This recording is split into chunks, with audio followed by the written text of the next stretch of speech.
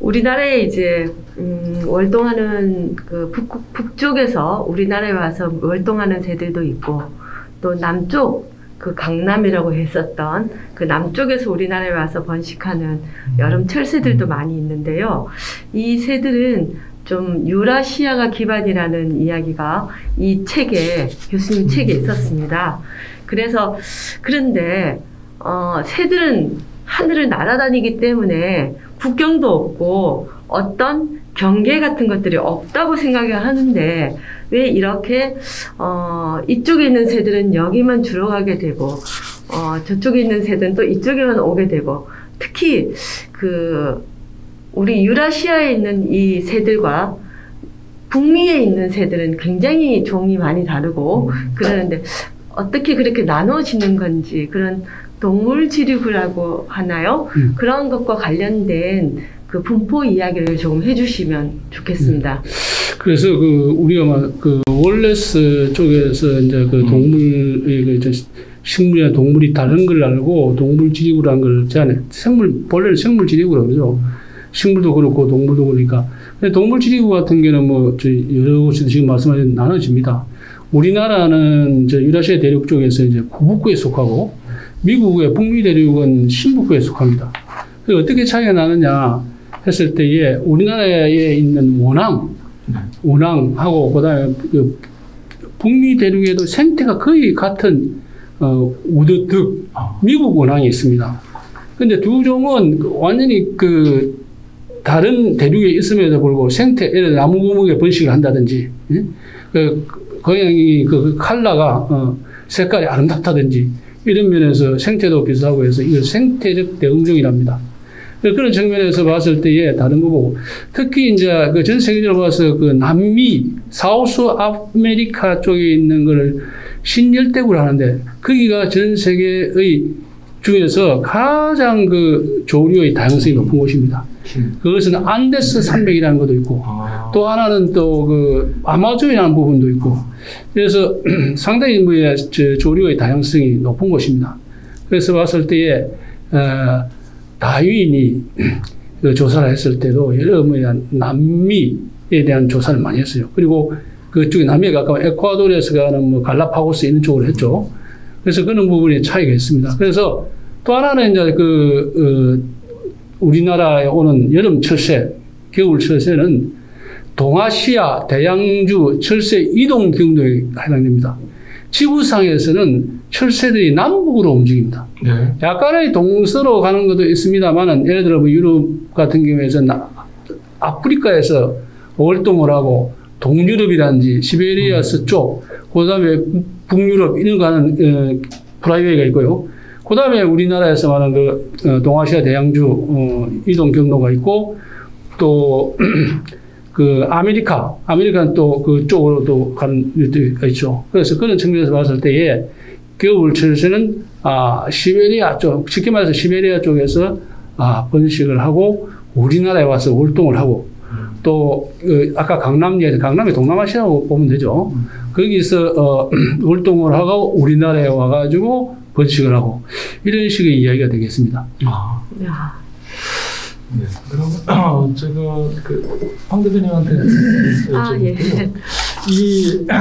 저는 이제 아까 이 책을 보면서 집대성, 역작, 이런 책이 앞에도 그렇지만 뒤에 나오기 쉽지 않다 이런 느낌을 받았는데요.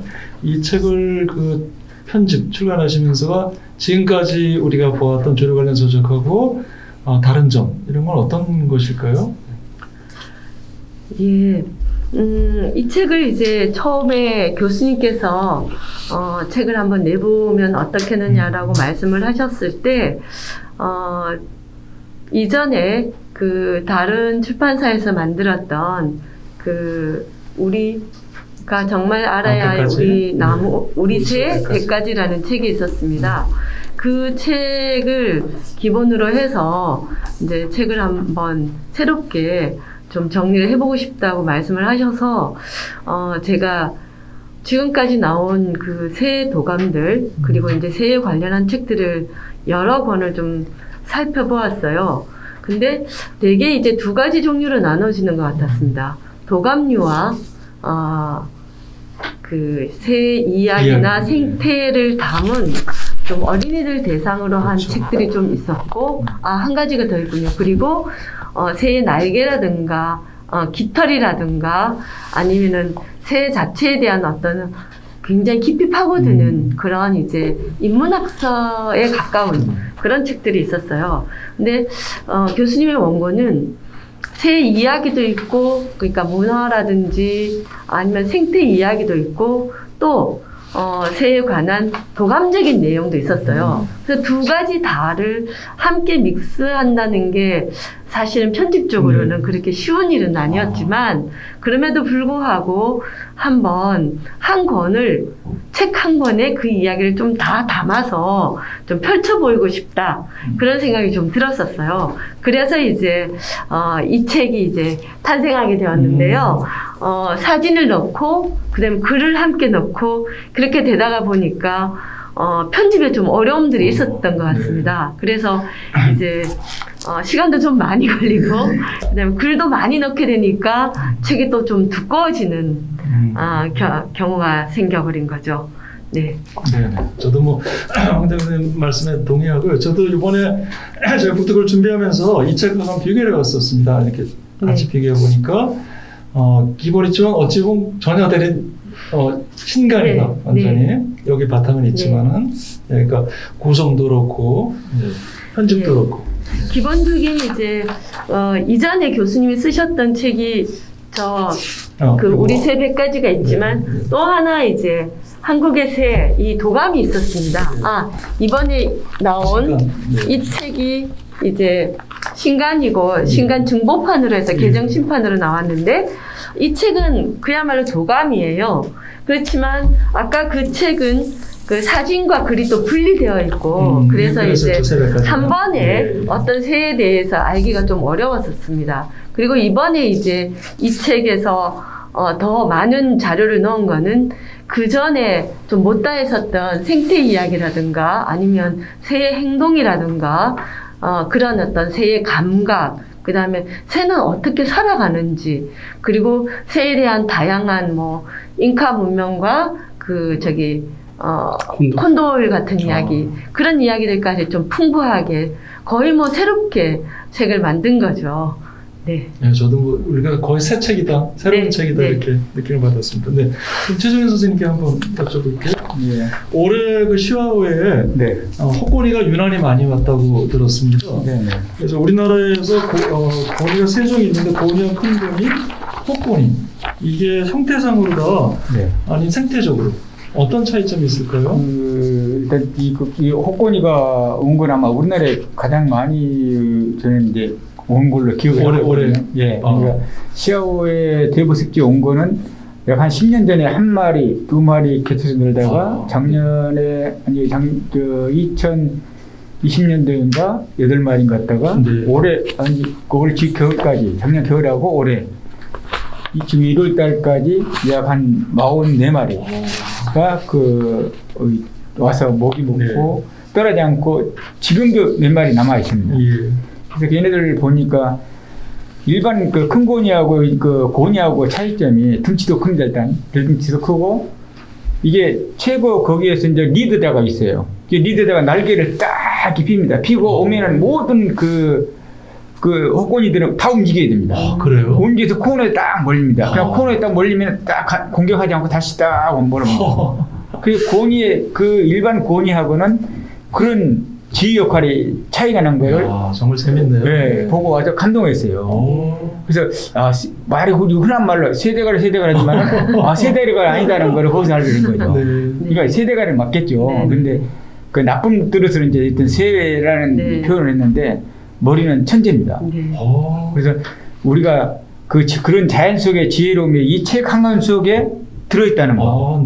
그래서 가장 그게 이제 중요할 겁니다. 그래서 사진은 누구나 볼 수 있고 누구나 찍을 수 있다.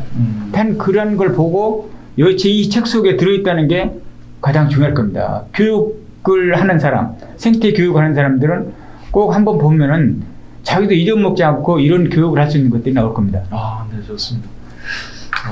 그 현장 관찰자만이 느낄 수 있는 네. 정말 놀라운 일입니다. 호코니가 리더가 있고 그렇다는 건. 교수님 그 고니, 호코니, 큰 고니는 그 번식지는 다 비슷한 건가요? 네, 좀 차이가 납니다. 그런 거예요? 그러니까 호코니가 그 크기를 우리가 한 그러니까 한 150cm. 네. 그 다음에 이제 그 큰 고니가 140cm. 네. 그리고 고니가 120cm. 그 크기가 차이가 나죠. 그러네요. 근데 호코니 같은 경우에는 사실은 동아시아 주로 시베리아 아니면 중국의 일부 지역, 그 다음에 번식지가 최근의 연구 결과에 의하면 몽골 쪽에 다오리스키 그 근방까지 이제 가는 것 같아요. 그런데 유럽에는 호코니가 많습니다. 그 개체군이 많고 사육종도 있죠. 일본 같은 데는 사육종이 이제 날아다니고 그런 경우가 있고. 그런데 호코니는 유럽에 가면 여러분이 이행을 하면 많이 볼 수 있는 게 호코니입니다. 그러나 우리나라에서는 15마리 이상의 온증이 거의 드물고 최근에는 뭐 3마리, 5마리 이 정도인데 시아오에 올해 뭐 44마리 정도 왔으니까 많이 온 거죠. 그래서 그런 측면을 봤을 때 종이 다르다는 거. 그리고 이제 주로 우리나라에 많이 메인으로 가는 게 이제 큰 고니죠. 그래서 이제 고니는 이제 영어로 스완, 한자말로 백조 이러죠. 그런 측면에서 이제 대형 우리나라 조류고 천연기념물이고 멸종위기종이고 뭐 이렇습니다. 그래서 서식지가 점점 좁아지기 때문에 이 고니류들이 잘 수 있도록 활동할 수 있도록 습지를 잘 보호해야 되겠습니다. 네.